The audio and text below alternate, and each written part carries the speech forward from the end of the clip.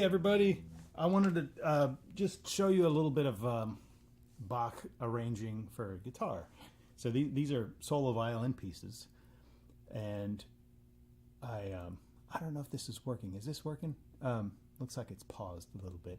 Anyway, let me know if it sounds good or whatever. So I have been obsessed with this music for quite some time, and I wanted to show you some techniques of how to arrange it for a guitar. I mean, you don't have to play it like this.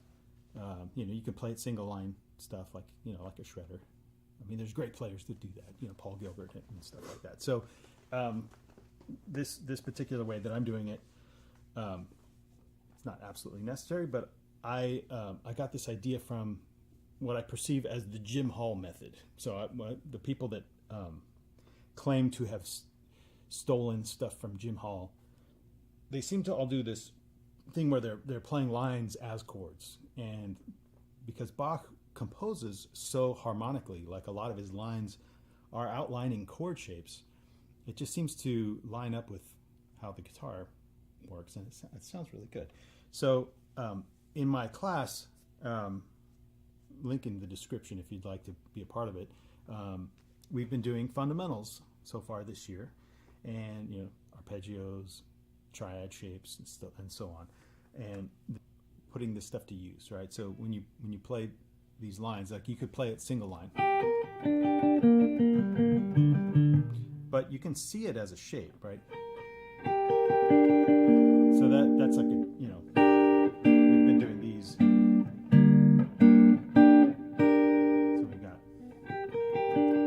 So you want to kind of gauge your fingering to preemptively play the chord shape first. So basically the first three measures are basically two shapes. And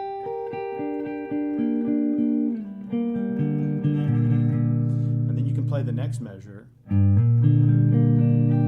like a shape. Or you can do it as an arpeggio.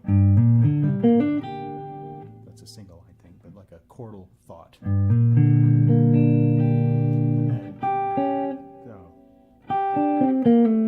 then you have a D. So you're preemptively playing this chord shape. Does that make sense? And then we have this D7 flat 9. But this is an interesting voicing, right?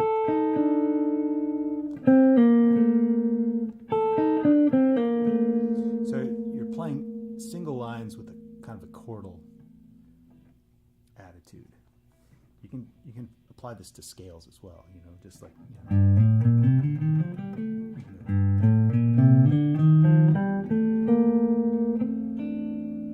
So you can kind of apply your scale shapes as comping, and vice versa.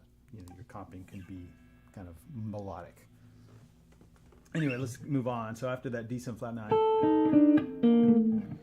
and then we have this. Now I'm playing it this way instead of this way. Either one is fine. By the way, the thing that makes this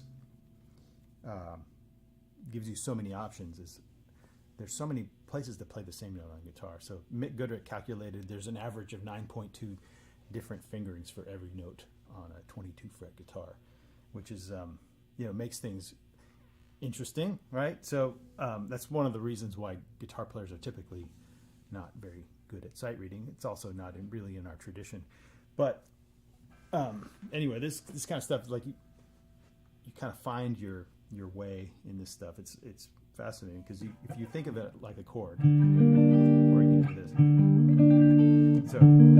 So either way, like just thinking chordally, you're training your brain to look at the phrase instead of the individual notes. It makes you a better sight reader, and it also sends you down, sends you across the whole neck, and you're looking for more musical places to play something as opposed to merely sight reading the notes that you're able to grab at any one time. So I kind of think sight reading doesn't really help your sight reading. Sight reading is merely a test of your reading ability at that given moment, but actually arranging stuff, learning stuff, makes you a better sight reader next time you do see stuff. And then we have this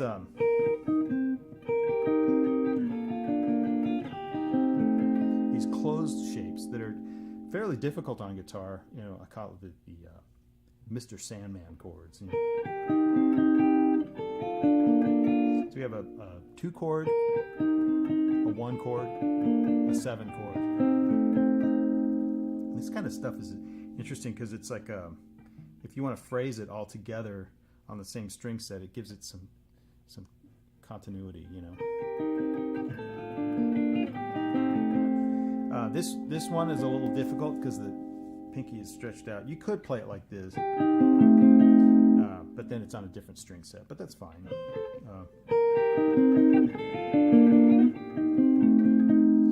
And then the next one is a little bit more modern. So this is, I'm sustaining notes that Bach, of course, didn't intend, but I love the sound of that chord. It's kind of modern, you know. This is like a D11 or D7 with an 11th, and it's got the 4 and 3 sustaining at the same time.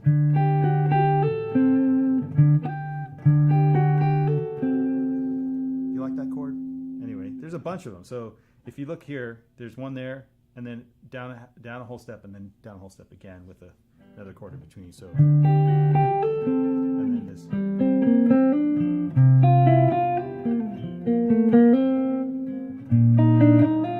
I messed up. Yeah. No, D first.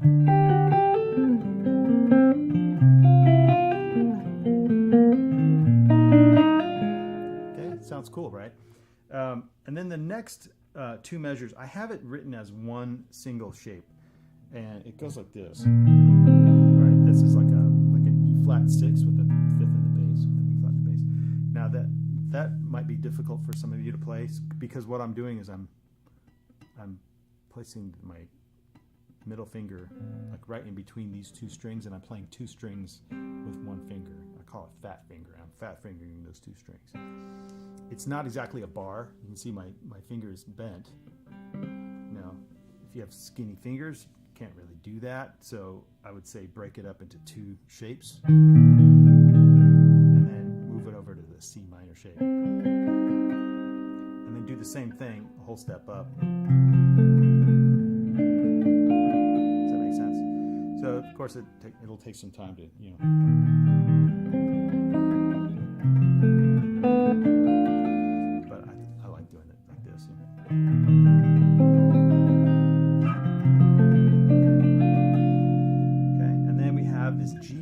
Shape with an E and then E flat major up top. So you could kind of think of it as like a inversion of an E flat major 7 with the D in the bass, but I don't really see it like that. I see a G minor and an E flat. But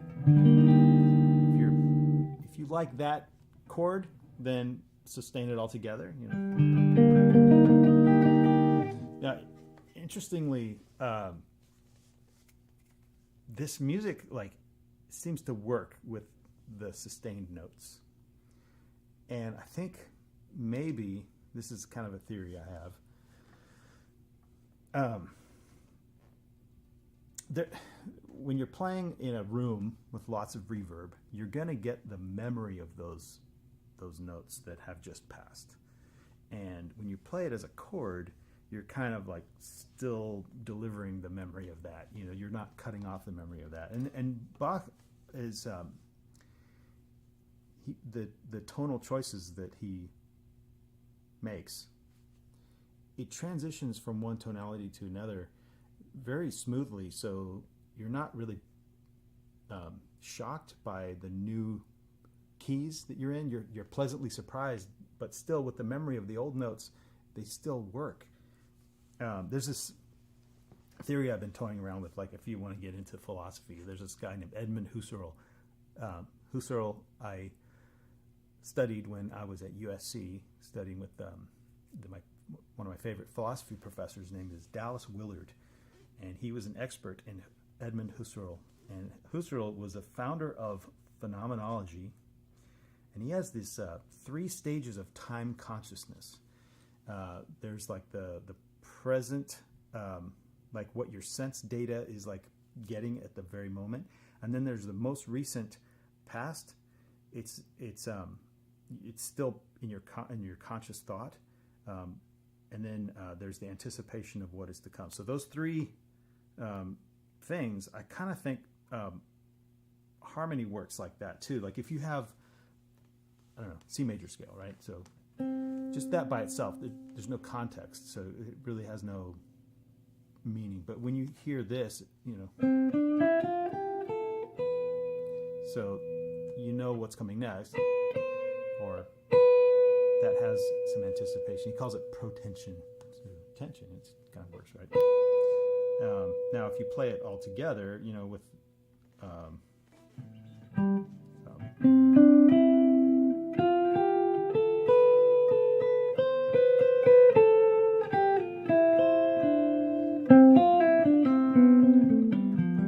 so there's like this beauty of the memory of the notes that you just played, and also the beauty of what's coming next. I need to work on my delivery of that concept, but hopefully you know what I mean. And playing Bach is a perfect example of the beauty of how that tension and resolution works. Anyway, let's continue. After this, so the G minor, I'm on the last line, and then we have an F triad, and then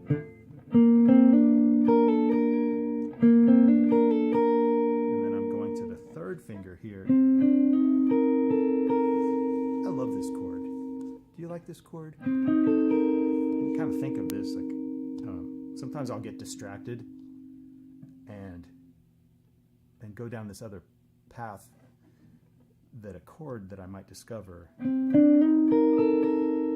Bach. Okay, so here's a method. Okay, Joe Diorio, whom I studied with also at USC, he said to do this. So what you do is you take an idea from Bach and you work it out up the neck, like up a scale.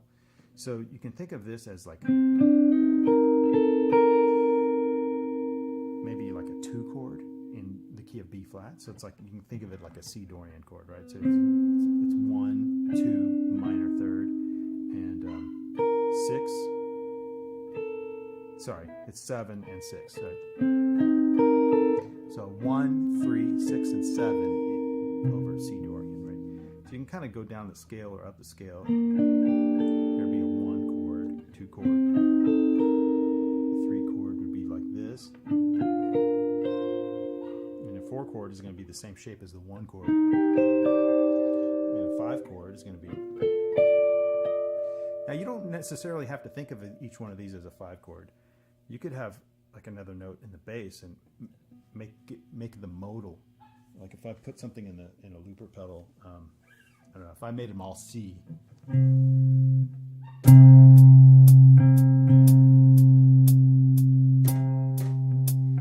So they'll all sound like Dorian chords.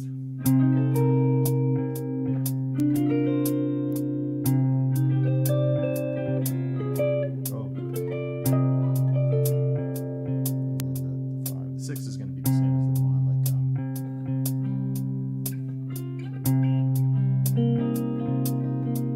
Nice Dorian chord. If C is in the bass, you know.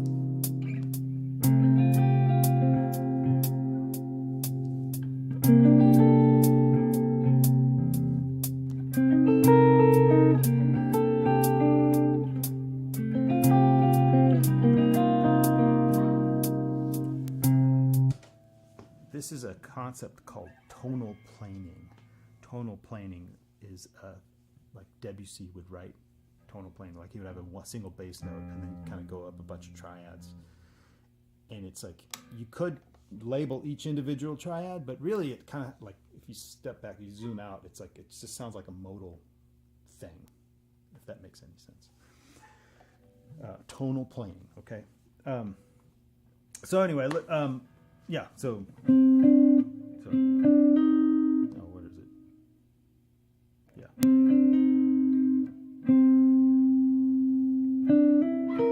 Oh, what am I doing? So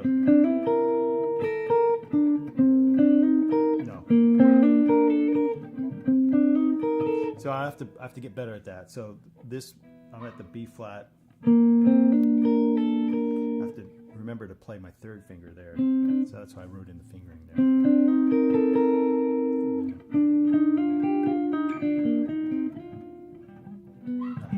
Anyway, that's not really how this piece ends, but that's a single page, and it's free to download if you'd like to check the link there. And okay, here is this book that I just released as an ebook. It's so I have an album with this whole partita. The G minor is not part of this one. This is just the B minor. Partita number 1 for solo violin, and I've worked on this for quite some time, and some of you bought it, and I thought I'd do a little walkthrough. So there's a stuff where the chords and the fingerings are written out here, but you can also, if you're scared or whatever, there's also the same thing written with also tab in the second half of the book. So the first half of the book has no tab, the second half of the book has tab. So there might be some shapes in there that are new to you, but hopefully the fundamentals give you some context as to like putting this stuff to use, right? So there might be some new. My dog is barking. I'm gonna go get her. She's being loud.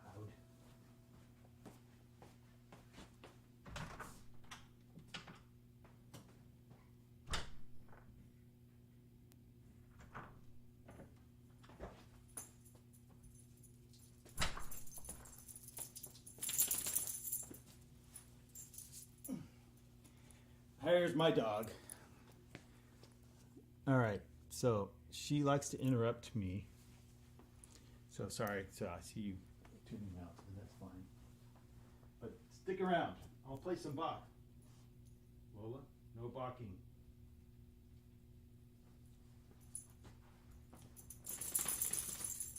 Okay, stop.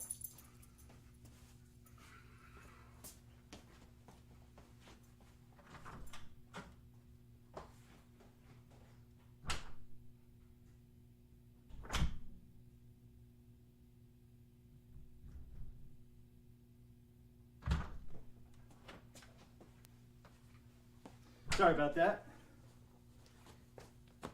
She needs attention. All right, so let's take a look at this here. So that's as a B minor triad that is different than this one. Now you could totally play it like that, but now this fifth here instead of here, it's hard to mute that D string, so that's why I play like that.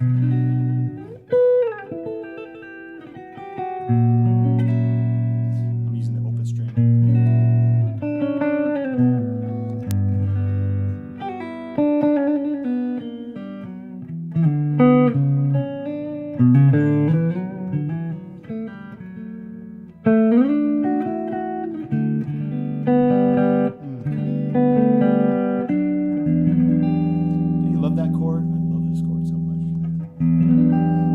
Taking some liberties as to what notes are hanging over and what notes are new, but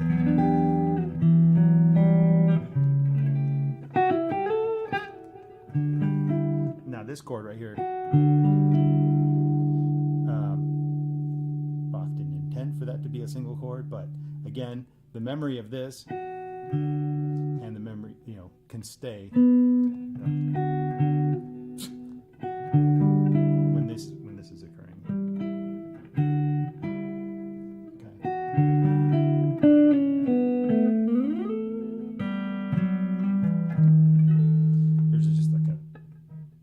Of a dominant chord.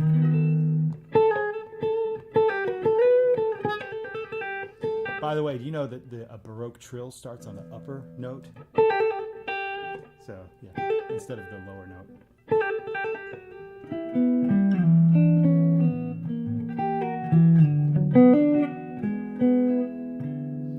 So again, like if you think of the shapes that you already know, or maybe shapes that you could know. Like this one, this is in a third inversion of a dominant 7th chord. So when you're looking at this Bach stuff, you know, you can kind of attach it to a memory of something you already have, or, you know, attaching it to a memory that you already have. So I think making new memories is easier when it can be attached to an old memory. I don't know if that makes sense. And that's kind of how our brain works anyway, like our brain connections.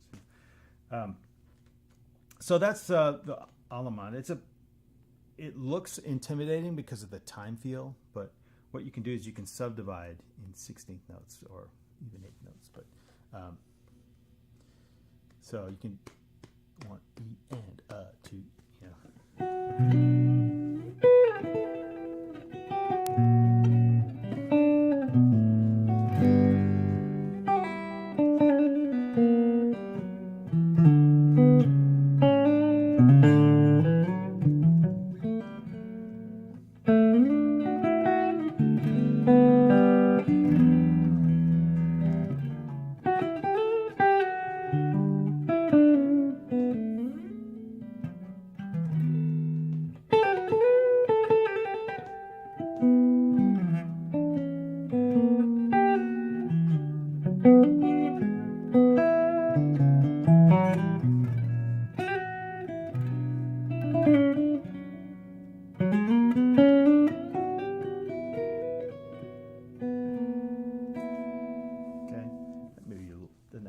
Fast. I think when you're sustaining this these rich chords, I even like it a little slower, just to relish those flavors. All right, so let's look at the second one, the Allemande double. It's basically the same chord structure, just like a solo. Bach's original bebopper. How about that? But more like pure 7-note bebop.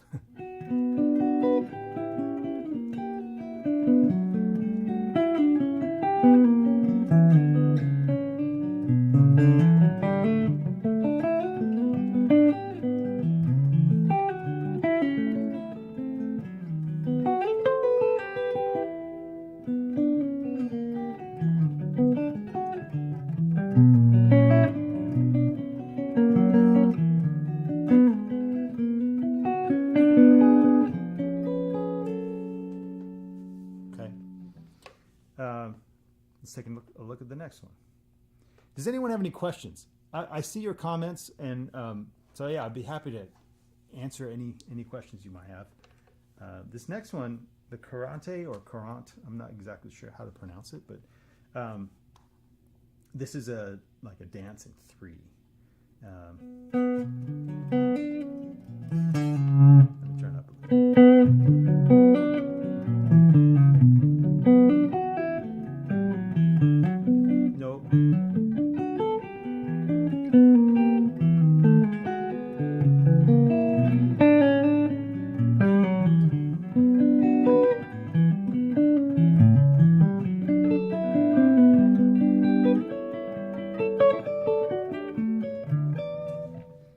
So, I mean, if you want to, we can look at the chord progression. Now, I've put like sample chord symbols up here, not as a pure, definite analysis, but it can help you kind of visualize what chord shapes you're aiming for. There's like there's a B minor shape, and then here's a F sharp over A sharp, first inversion major. Back to B minor. And then first inversion A triad. So it kind of like helps you preemptively play the shape. Now, as far as hearing the chord at the beginning of each measure, it's kind of like sometimes it spoils the surprise of how Bach's sort of tonal delivery unfolds. It's kind of like having subtitles in a comedy. sometimes subtitles can spoil the comedic timing, by saying the punchline of a joke too, you can read the punchline of a joke too soon. So, take those chord symbols with a grain of salt. It's just, hopefully that makes sense. So, so far.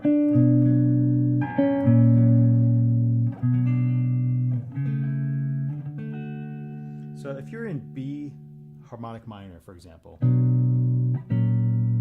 you don't want to hear this A too soon.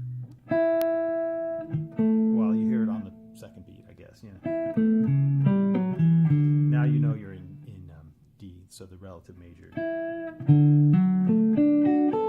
2 chord. And then now you're in, it's like a, third inversion E7 chord.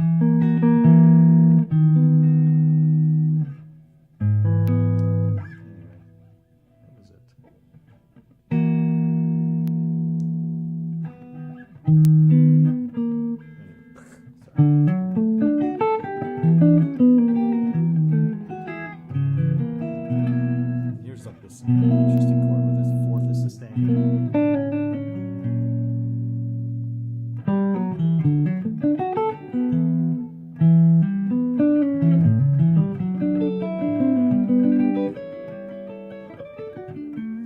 I wonder what it sounds like. It's kind of neat. Like, I've been playing this stuff with a trio where the bass player and the drummer play, and if the chords are played, let's see.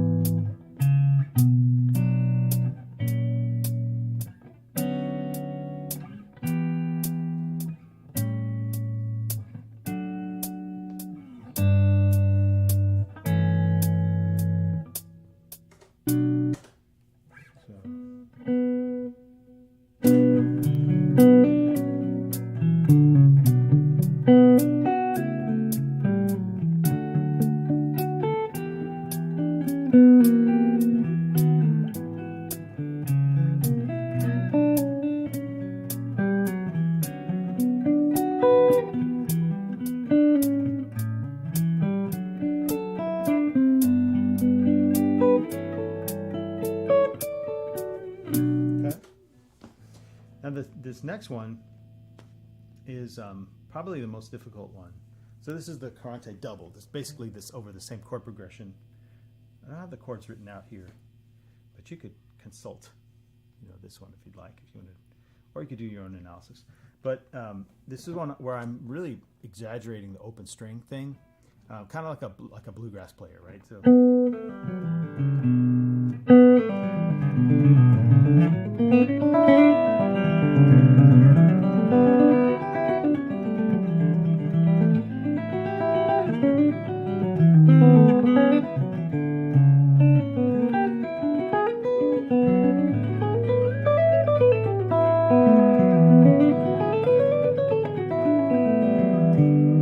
So that's this one I kind of did as a dare to myself.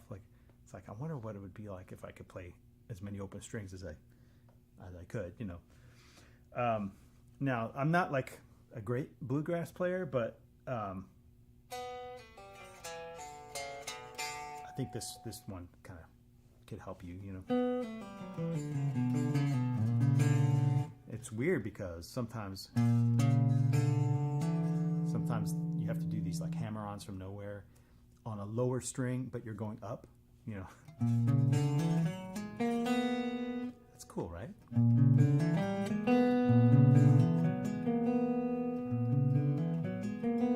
You could do hybrid picking if you'd like.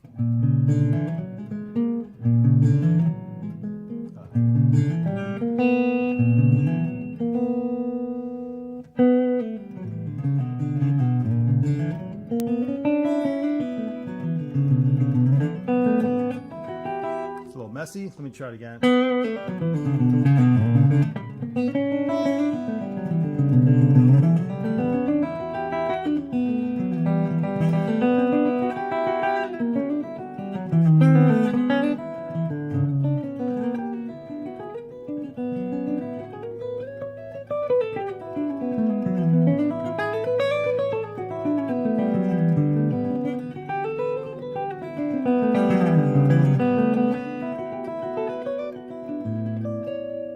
Do you like that chord? Yes, Tyler asked, these were originally violin pieces. Yes, that's correct. These were originally violin pieces. And here's the book. If you'd like to do your own arranging, I highly recommend it. This is the book to get. Okay, so let me see if I can find the cover. This is Bach Sonatas and Partitas for Violin. And yeah, it's full of goodness. It's beautiful. I've been playing with the Dallas Symphony this weekend, playing for a film, like where they play the film, and along with the real orchestra, playing for The Princess Bride. And I've been warming up on some of these violin pieces, and I'm sitting next to the second violins, and one guy goes, "You're stealing our music?" I'm like, "Yep." Anyway, he liked it. So anyway, yeah, my whole point of this is like, let's see if we can make these sound like cool on guitar. And I think Bach's music sounds really good on any instrument. It's just good music. So anyway, there's that whole one. And then after this is the Saraband. Now there's a lot of chords in this one already, so it really lends itself to guitar. Actually, this was like one of my classical guitar teachers gave me this as a classical piece, but I arranged this one a little differently than what I was given before. So I'll see if you can.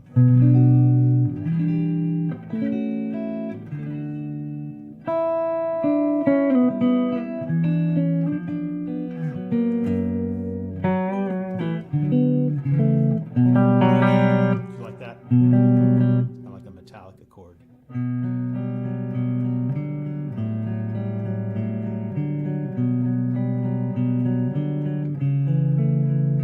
Anyway, fade to black, right? So anyway, that's the fade black chord. So,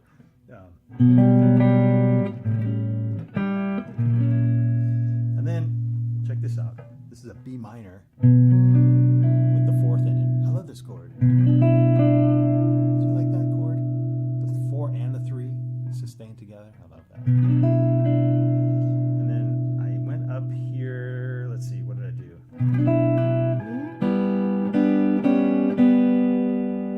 So that's it.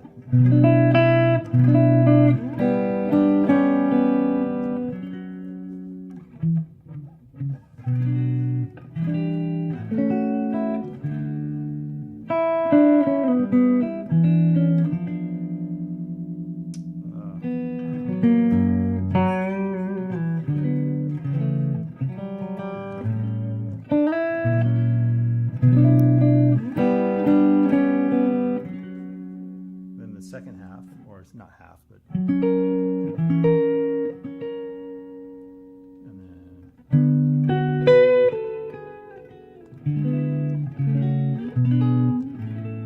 I love that movement.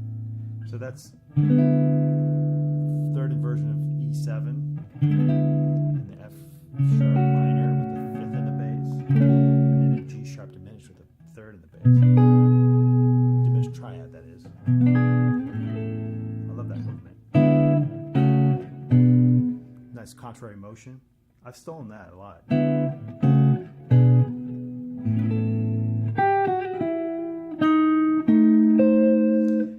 Now this part is so cool to me. It's a diminished, but it's not functioning as a 7. It's functioning as a 4 chord. So you're in E. This little passage is in E harmonic minor. So it's voicing the 4. So the 4 in E harmonic minor. It's A Dorian sharp 4 is basically the mode, right?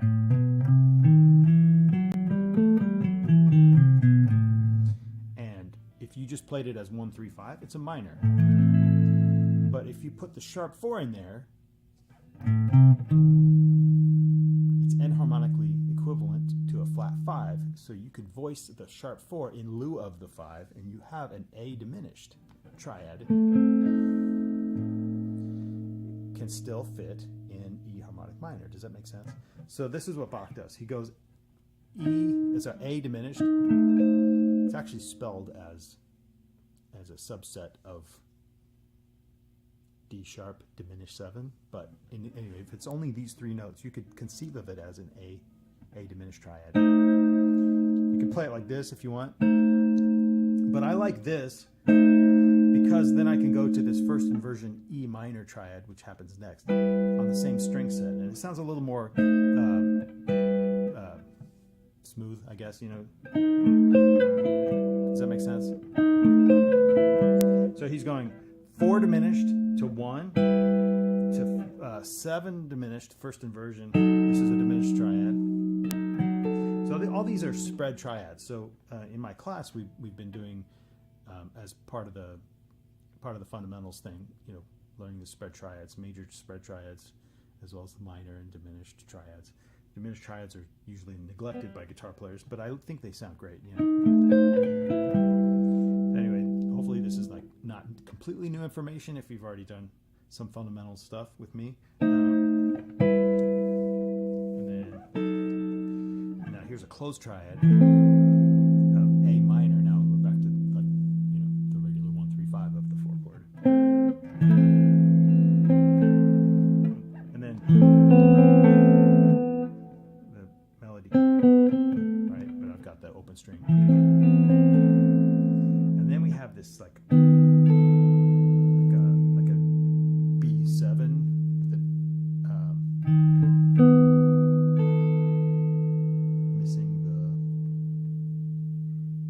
missing the 5th, right? Like a shell. This is a shell voicing. B7 shell voicing. Which, by the way, I've been playing arpeggio shell voicings. They sound really cool.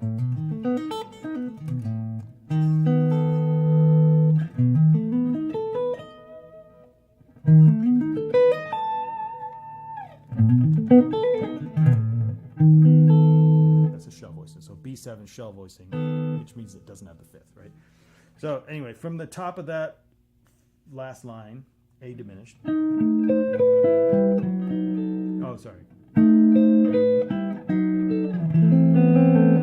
Isn't that beautiful? And then I love these chords. I kind of fudged a little bit. The original, I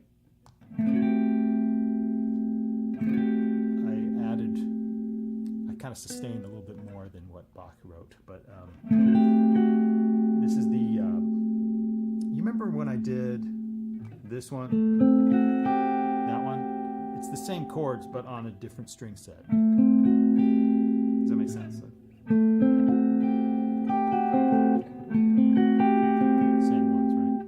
I love these. So we have 1 minor 3rd, 6 and flat 7, and then 1, 3, 6, 7. The B7 with the 4th in it. So it goes. Anyway, that whole line is my favorite.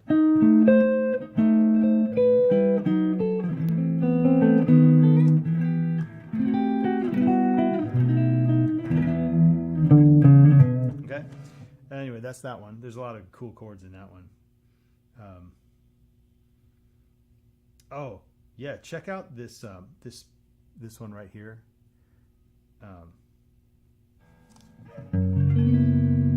Is that the Alex Lifeson chord? F sharp. It's like a bar chord, but you're not barring. You're leaving the open B and the E strings open. Anyway, so let's see. No.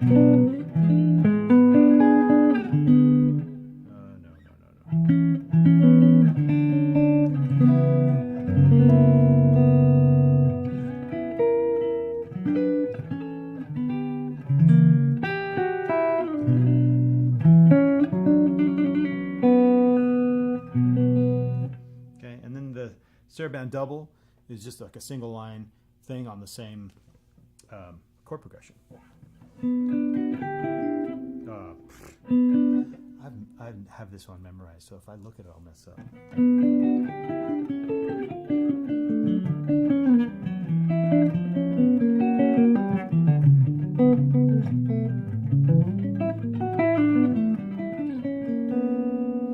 Okay, someone says G flat, not F sharp.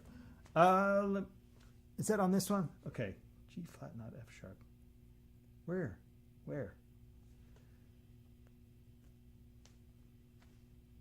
Where did I say G flat, not F sharp? Clarify your question, Tyler. I want to answer your question correctly. Did I get an N harmonic wrong? Is there a G flat in there somewhere instead of F sharp?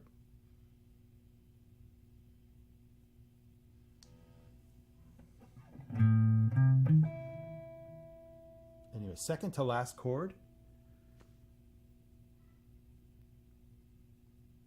of this one.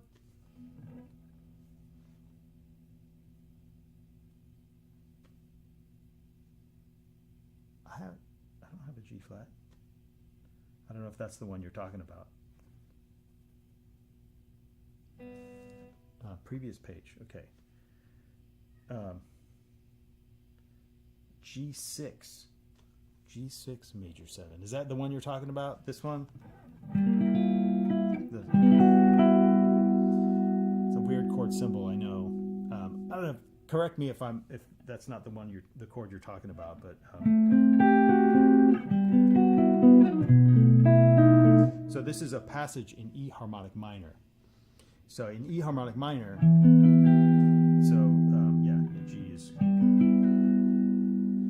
this G6 major 7 omit 5. It's really a chord symbol that doesn't need to be labeled this. I mean, it's really the simplest way to say it is an E minor add 2 over G.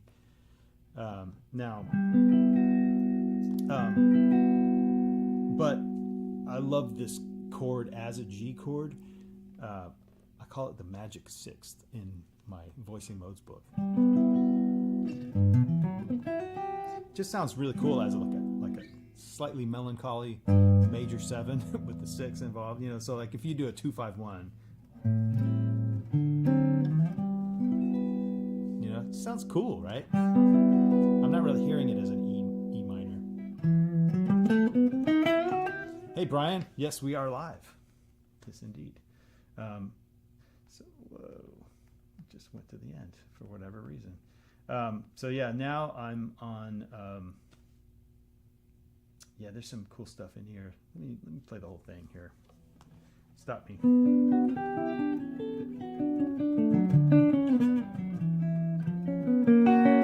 So I'm trying to see shapes,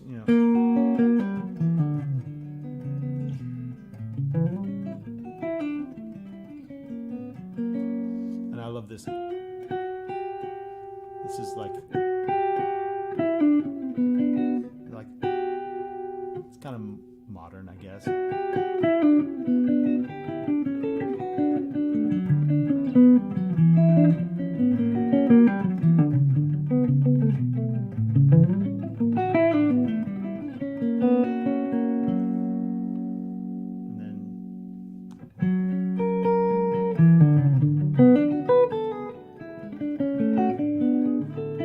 So look at this. You see them as shapes. Deep, that's a minor triad. That's a diminished triad. That's a major triad. And then you go to the flat 7. Here's the diminished triad. Same as the previous one, right? But in this one, it's single lines, Again, the same chords, but just played melodically. So if you can conceive of them as chords, it's really helpful. I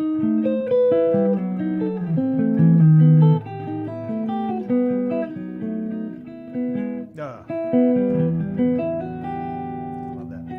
It's crunchy. And then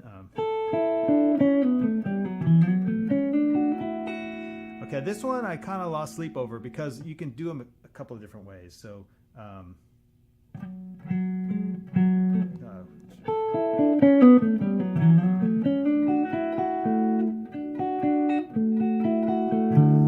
love that chord. It's like a D, D2, R2, D2. Okay, a D add 2.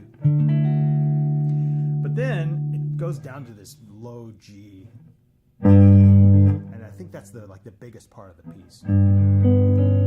So I wanted to kind of emphasize a lot of a big chord there. So I did a Lydian chord. Isn't that cool?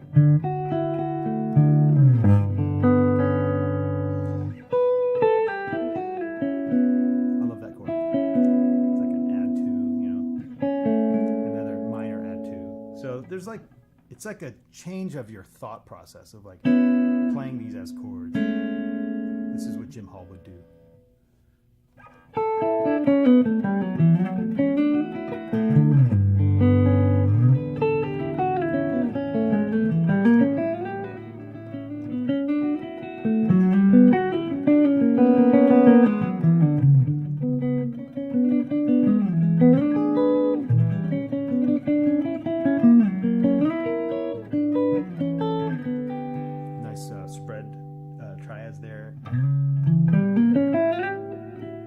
Now, this next, it's like a second to the last measure, or third to the last measure according to this chart.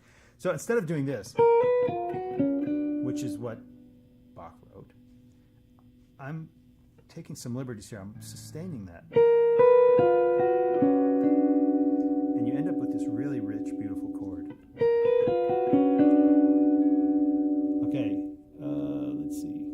Yeah, man. Someone says, Brian says, Noel, since we were talking about Bach, can you give some examples of how Bach used the melodic minor scale in a single note context? I know there is more than just go up melodic minor. Okay, yeah, this is really interesting. So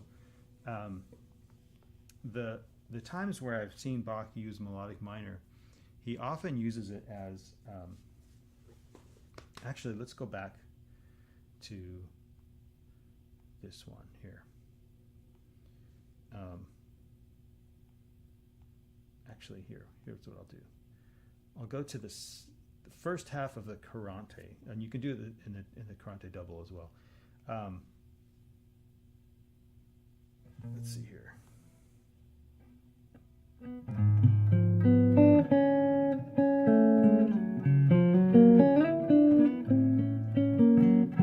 No, that's not a good example. He ends up do you know what a half cadence is? A half cadence is when it finishes on the 5. So imagine you're in B minor. Okay, and then you do this thing where it's you're finishing the phrase on F sharp. And whenever that happens, the way Bach would approach that sound is like, that's the 5th mode of B melodic minor. And then what it does is you could stay there on the end of a phrase, but then on the repeat he'll go back to B minor. I'm going to find a better example of where that happens. Sorry, that's F sharp. Did I say F sharp? Okay. Yeah. So that's one of those interesting things, B minor and F sharp. You could, depending on how you phrase it, you feel that as 1, or you feel it as a minor 4 going to F sharp. So if you, yes, exactly, mixed leading flat 6, or as Mick Goodrick would call it, Aeolian major. Because that flat 6,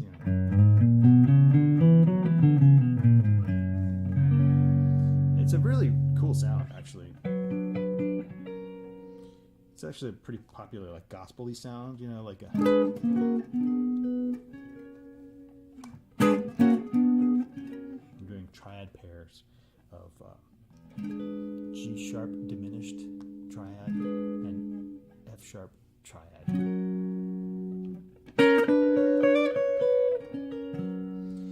actually, like, there's a lot of like gospel writers that, like Richard Smallwood, Total Praise. Like he'll really milk that distinction between Mixolydian flat six and the one melodic minor. So in melodic minor, one harmonic minor. So harmonic minor has these diminished seventh chords, but melodic minor doesn't. Melodic minor has half diminished, a couple of half diminished.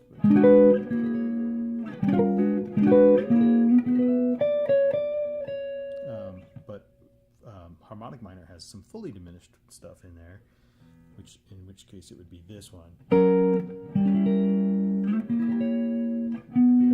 It's a subtle difference, but a really powerful difference once you sort of grasp like the flavor of it. So here's like what would be B melodic minor. So I'm going to the 5. And then if you do the 6 and the 7, half diminished. And then change it to the harmonic minor flavor.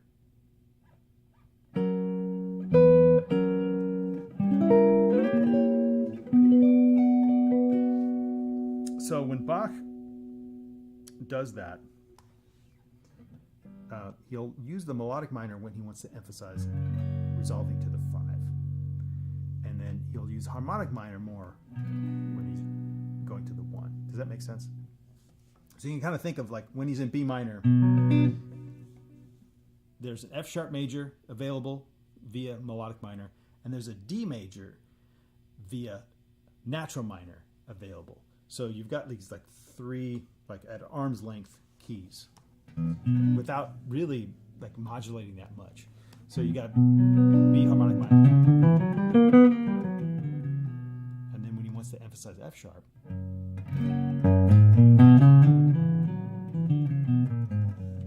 when he wants to emphasize D, it's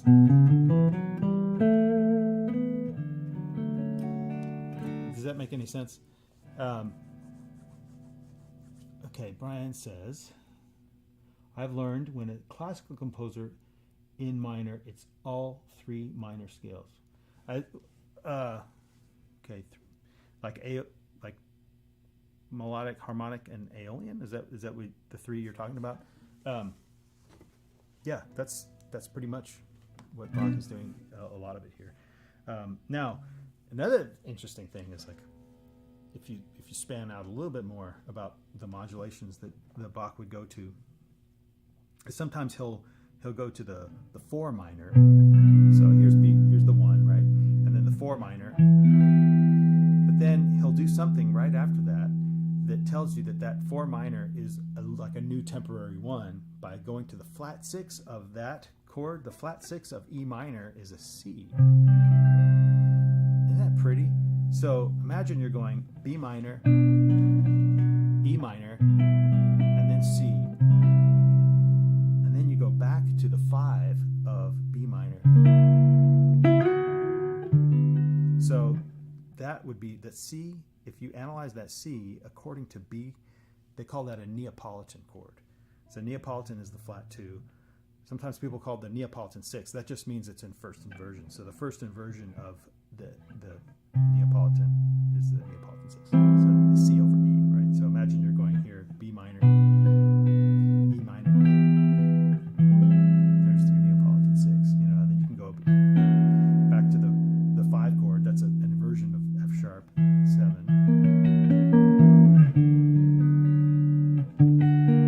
I love those inversions. There's like 1, 4, Neapolitan, and then 5. 1, 4, Neapolitan, and then 5. No, what am I? F sharp. Sorry. Anyway, this is beautiful, isn't it? So, yeah. So he'll go to the 4 a lot. What else would he do? So in this particular piece, the top half. Let's see.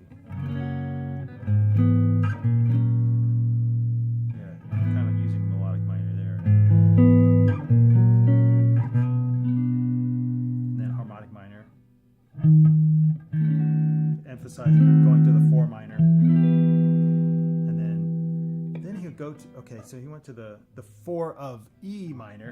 So here's G sharp diminished. So now it's like going a step away from B minor, as in like further out, you know. But it's still related to the prior key in a very logical way.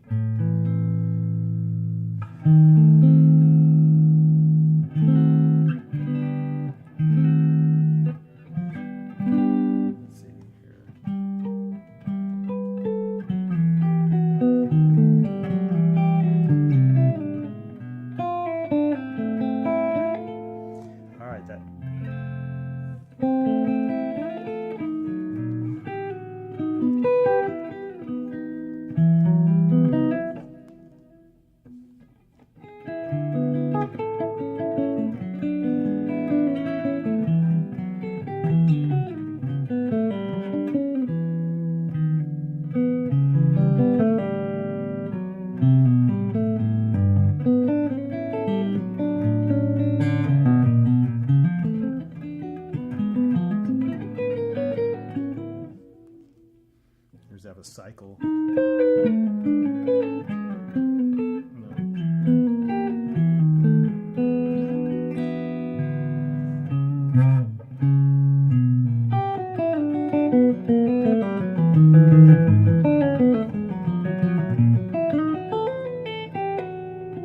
Okay, now that G, here, check out, this is the last line. The G is functioning as an augmented 6 chord. So I don't know if any of you taking theory class, but the flat 6 to the 5 to the 1.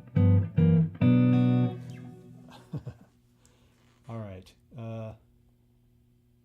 Someone asks, okay, let me catch up on some questions. Okay. Yes, I did a video talking about Neapolitan 6 not very long ago. I love Neapolitans.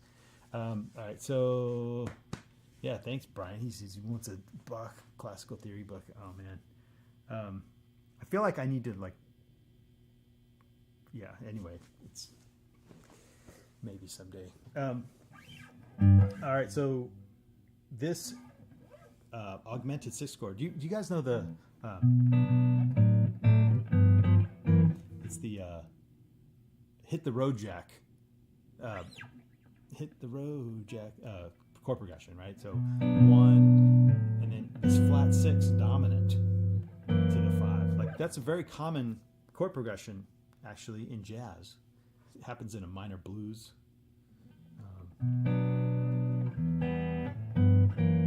Right.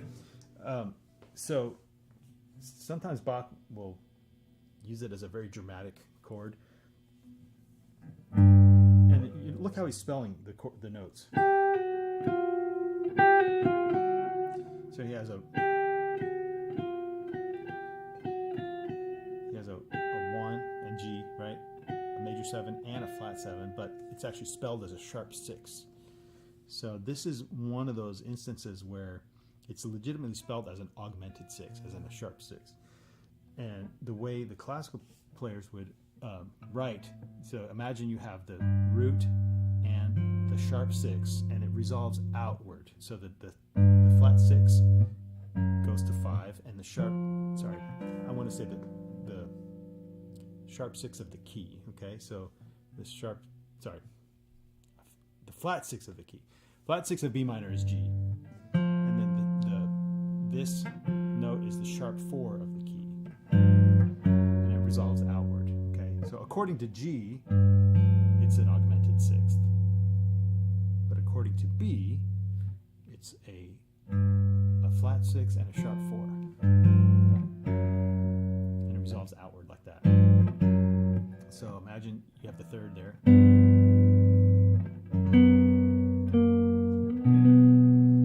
They call this one, when it's just a pure shell voicing, that's the Italian augmented 6th, and it has the 5 in there as well.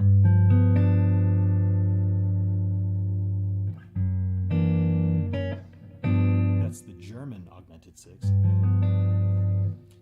And when it has the sharp 11, that's called the French augmented 6th.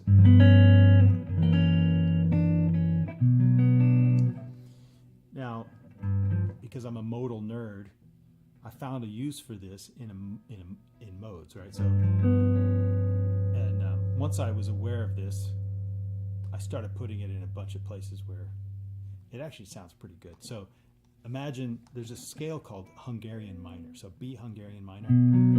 It goes like this. It's like harmonic minor, but with a sharp 4. See the sharp 4, 5, and a flat 6 of B Hungarian minor is all two half steps in a row. Oh, someone says my voice is very quiet. I'm sorry. Let me turn it up a little bit.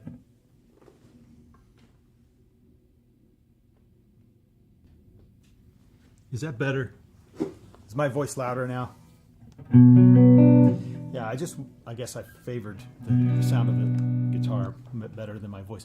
So anyway, you have B Hungarian minor.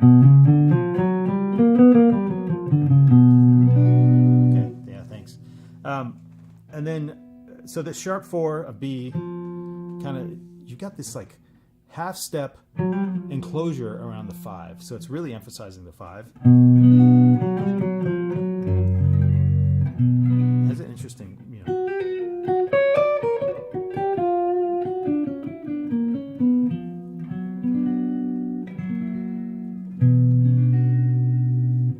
Okay.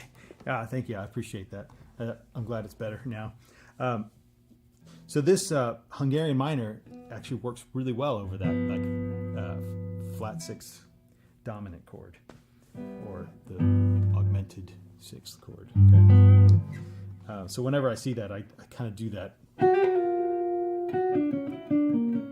If you go back and maybe the last live video I think I did something on the tune Angel Eyes.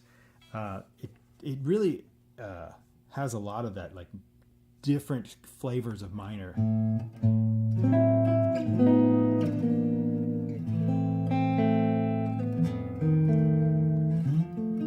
So whenever I see the flat 6 dominant, it's like an excuse to do my Hungarian minor stuff.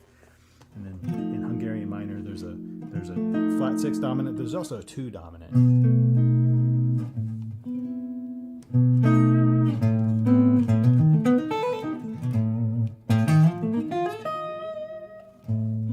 Anyway, let's go back to Bach. So, no pun intended. All right, so we got up to the Saraband double, I think. And then the beret is next. So I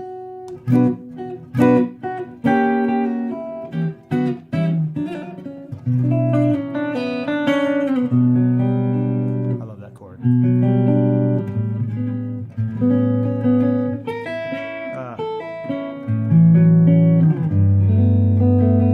Again, I'm like sustaining more notes than Bach intended.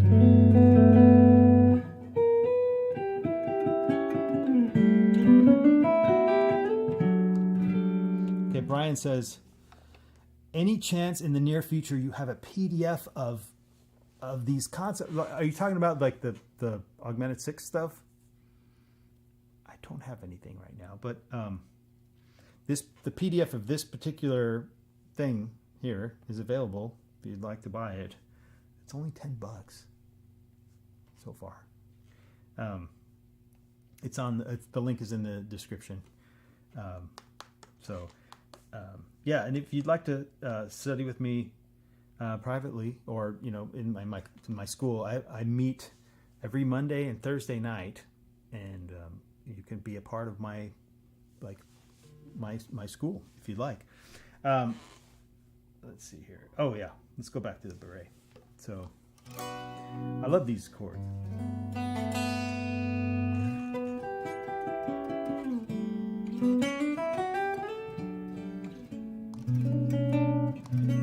You like that chord?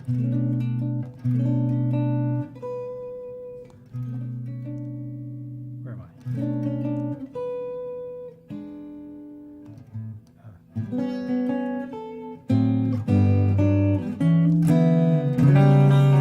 Anyway, there's more of that.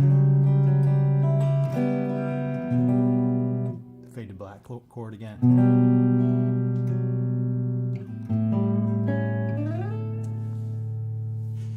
And then I do some open string stuff.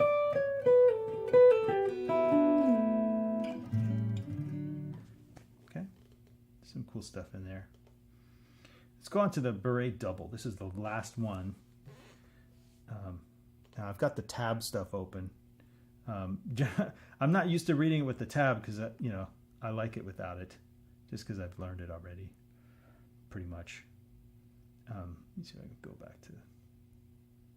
Here's the beret double, right here. No tab.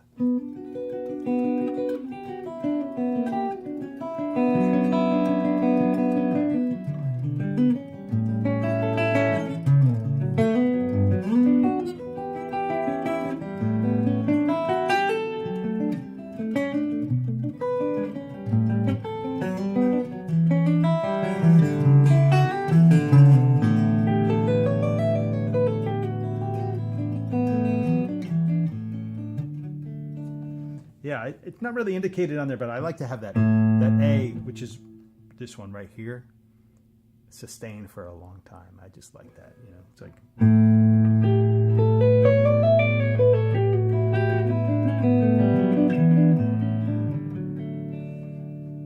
cool. All right. Okay, so Brian asks, is the G minor presto in your Bach book? No, it's not, but it's available for free. You can just download it on the link in the description. And it's not the whole presto. It's just like the first like phrase, and it's just one page. So there you go. It's free. This one's free. Okay, there it is. Let me see if I missed any questions. Okay, yeah, I appreciate your comments, everybody. Man, Bach wrote so much stuff. Like I don't think you could ever get to it. I mean, they say it. It would take a professional copyist 40 years to copy everything Bach composed.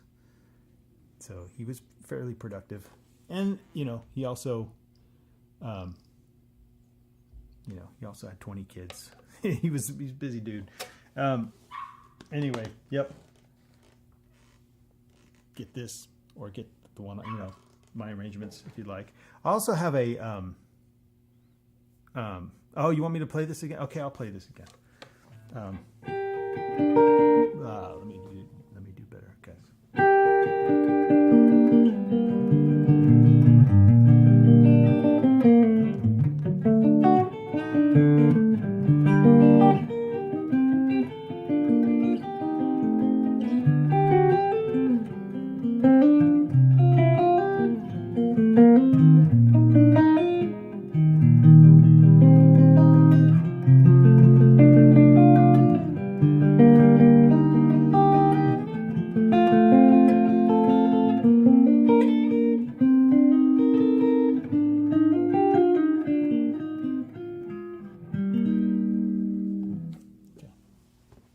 Get it faster. I just need to practice it more. Okay, so there you go. Thanks for listening, everybody. Okay, see ya.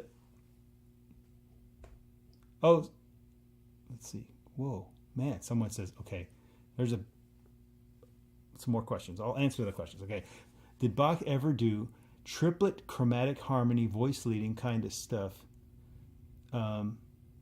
Like instead of C to D to E flat, it'd be like C sharp, D to E flat.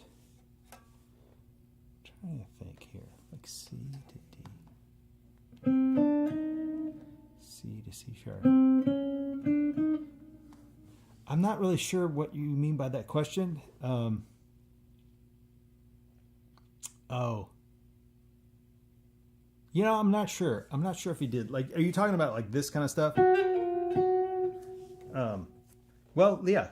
Take a look at this. Okay, so the example that I showed you where it used that augmented 6 chord. Let me see if I can find it again. There's like usually one in every piece. At the near the end, very dramatic chord. He will use like 2 chromatics kind of close by each other. Okay, I think it's in Yeah, take a look at this one.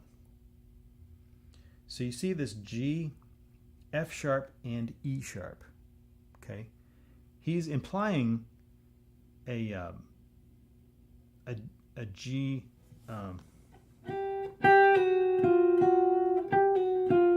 That makes sense. Like that's the. He's in B minor, but he's kind of implying, I think, like this, the G augmented sixth chord. Let's see. I need to ramp up to it, so.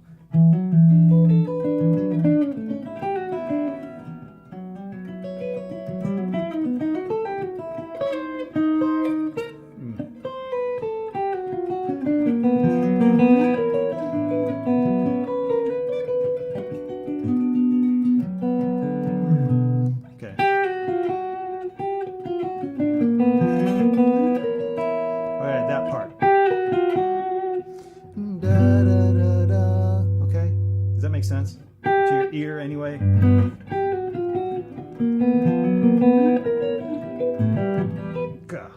Here, I wrote out the chords, I think, on this one.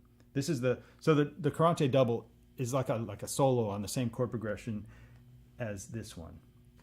Now look at this chord, G, and I put the little sharp 6 in there because that's what I think he's implying.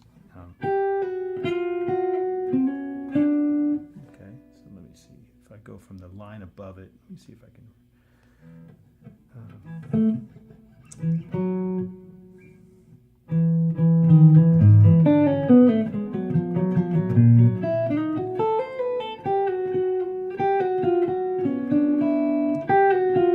Yeah. Okay. Yeah, that.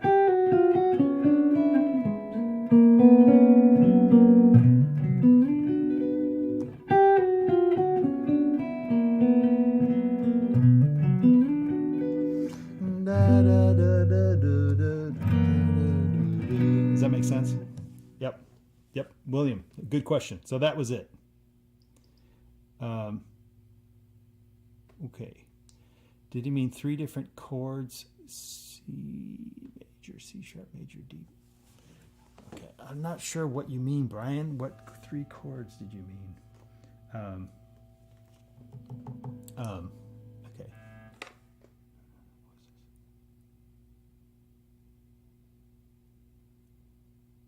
Okay, I'm reading the questions.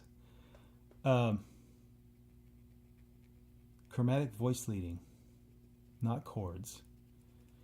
I'm not exactly sure what. I wish I could talk. I wish you could just chime in and speak because I want to hear. I want to understand your question a little bit more intelligently. Walking up or down chromatic? I don't know what you mean. I'm sorry. So anyway, let me play this one. Here, I'm going to go to the no tab version. I'll play the Carante because I think that one sounds cool. So.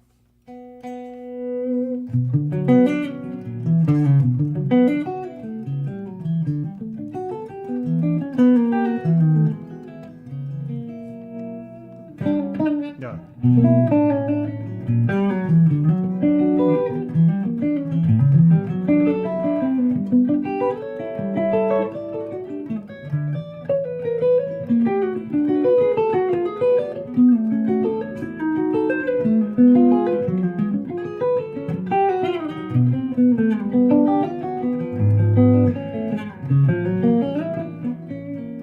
Skip the repeat, I'll just go on.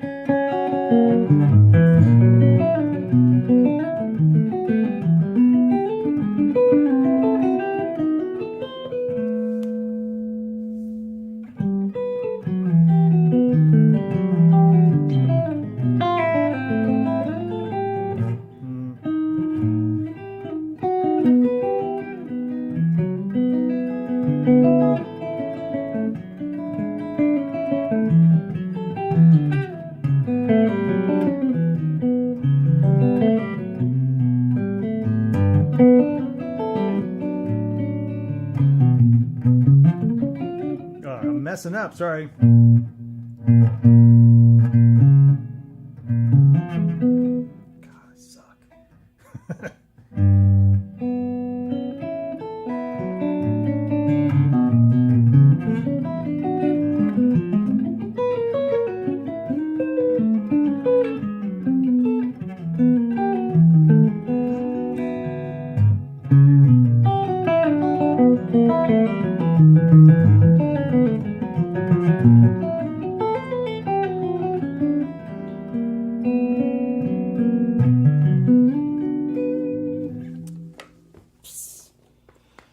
Okay, now I'm looking at looking at the questions again. So William says, well, I mean, you can see chromatic voice leading kind of as non-atonic harmonic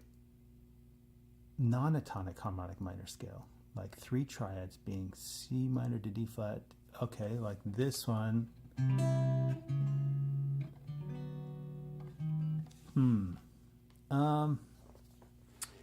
Yeah, that's a good question. Okay, so when I hear Bach playing a flat 2, so you're talking about C minor, right? So the flat 2, he would, I think, he usually goes back to 5 after that, like sends it back to C. So like I mentioned the functionality of the Neapolitan chord before.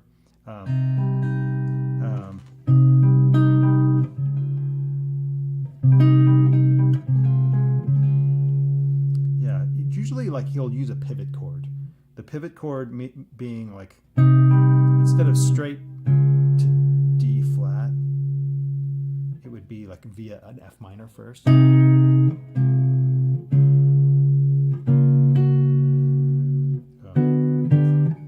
Sorry, I'm used to B minor, so C.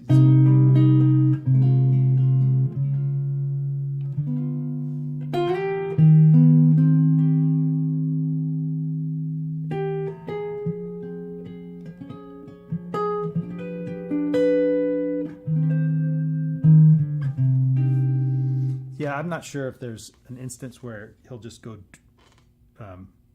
directly to the Neapolitan without a pivot chord. I don't know if that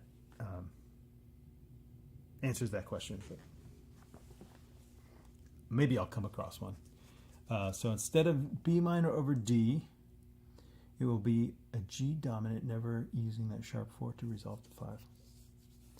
William, I would love to answer your questions. I don't know, me trying to decipher your question, I don't know if I can get it fast enough to be good TV. But I appreciate your questions. All right, well, anyway, this stuff is like, it'll drive you nuts because it's so amazingly beautiful, and you know when you made a mistake. And it's good for your technique, it's good for your ears, and good for your brain, of course. All right, thanks everybody for chiming in and for buying the book. I appreciate it. And then, yep, I'll see you later.